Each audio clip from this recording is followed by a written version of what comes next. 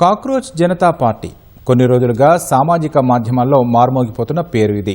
వ్యంగ్యం, హాస్యం ప్రాతిపదికన ప్రారంభమైన ఈ ఉద్యమం సృష్టించిన సునామీ అంతా ఇంత కాదు. దేశంలోని ప్రధాన రాజకీయ పార్టీల సోషల్ మీడియా ఖాతాలను దాటేసి సరికొత్త రికార్డు సృష్టించింది. ఇన్స్టాగ్రామ్లో బీజేపీ, కాంగ్రెస్ అధికారిక ఖాతాలకు ఉన్న ఫాలోవర్లను 5 రోజుల్లోనే దాటి అందరినీ షాక్కు గురిచేసింది.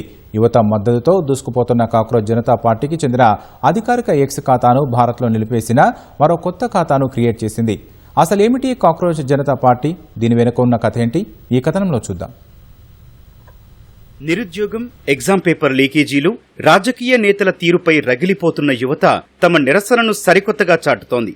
ఇందులో భాగంగా సోషల్ మీడియా వేదికగా పుట్టుకొచ్చిందే కాక్రోచ్ జనతా పార్టీ. కేవలం కొద్ది రోజుల క్రితం ఒక మీమ్ పేజీలా ప్రారంభమైన ఈ పొలిటికల్ సెటైరికల్ మూవ్మెంట్ ఇప్పుడు సామాజిక మాధ్యమాల్లో పెను సంచలనంగా మారింది. కాక్రోచ్ జనతా పార్టీ 5 రోజుల్లోనే ఇన్స్టాగ్రామ్ లో 15 మిలియన్ల ఫాలోవర్ల మార్కును దాటేసి సరికొత్త రికార్డు సృష్టించింది. 13.3 మిలియన్ ఫాలోవర్లతో ఉన్న కాంగ్రెస్ పార్టీ ఇన్స్టాగ్రామ్ ఖాతాను ఇది అధిగమించింది. ఇన్స్టాగ్రామ్ లో బీజేపీకి 8.8 మిలియన్ ఫాలోవర్లున్నారు. యువత తమ అసంతృప్తిని వ్యక్తం చేయడానికి సరికొత్త మీమ్ పాలిటిక్స్ ను ఆయుధంగా మార్చుకుందని ఈ గణాంకాలే స్పష్టం చేస్తున్నాయి. అయితే సామాజిక మాధ్యమం ఎక్స్ లో కాక్రోచ్ జనతా పార్టీకి గట్టి షాక్ తగిలింది. ఆ పార్టీకి చెందిన అధికార ఎక్స్ ఖాతాను భారత్ లో నిలిపివేశారు. ఎక్స్ ఖాతా నిలిపివేసే సమయానికి కాక్రోచ్ జనతా పార్టీకి దాదాపు 2 లక్షల మంది ఫాలోవర్లున్నారు. అయితే ఎక్స్ ఖాతాను నిలిపివేసిన కొన్ని గంటల్లోనే కాక్రోచ్ జనతా పార్టీ మరో కొత్త ఖాతాను క్రియేట్ చేసింది.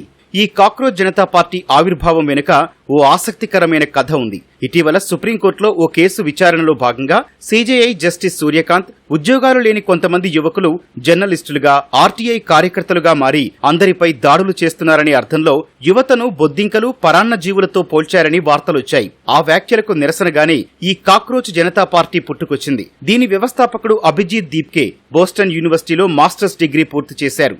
గతంలో Aam Aadmi party social media విభాగంలో పనిచేశారు. 2020 ఢిల్లీ ఎన్నికల్లో అరవింద్ కేజ్రీవాల్ గెలవడంలో ఆయన కీలక పాత్ర పోషించారు. రాజ్యాంగానికి రక్షకుడిగా ఉండాల్సిన సుప్రీంకోర్టు ప్రధాన న్యాయమూర్తి స్థానంలో ఉన్నవారే యువతను కించపరచడం ప్రజాస్వామ్యంలో ఆమోదయోగ్యం కాదని, అందుకే ఈ వినూత్న ఉద్యమానికి శ్రీకారం చుట్టారని అభిజిత్ దీప్కే చెప్పారు. తన వ్యాఖ్యలను తప్పుగా వక్రీకరించారని, సందర్భోచితంగా అర్థం చేసుకోలేదని సీజేఐ జస్టిస్ సూర్యకాంత్ వివరణ ఇచ్చినప్పటికీ జరగాల్సిన నష్టం జరిగిపోయింది. కాక్రోచ్ జనతా పార్టీ ప్రారంభించిన 2 రోజుల్లోనే కొన్ని వేల మంది ఇందులో సభ్యులుగా చేరారు. ఇతర పార్టీ నేతలు సైతం సీజేపీకి మద్దతు తెలిపారు. తాము కూడా కాక్రోచ్ పార్టీలో చేరతామంటూ సరదాగా వ్యాఖ్యానించారు. అలా ఇంటర్నెట్ లో సరదాగా మొదలైన ఈ ఉద్యమం యువత అసంతృప్తికి వేదికగా మారి అనధికారిక సంస్థగా రూపాంతరం చెందింది.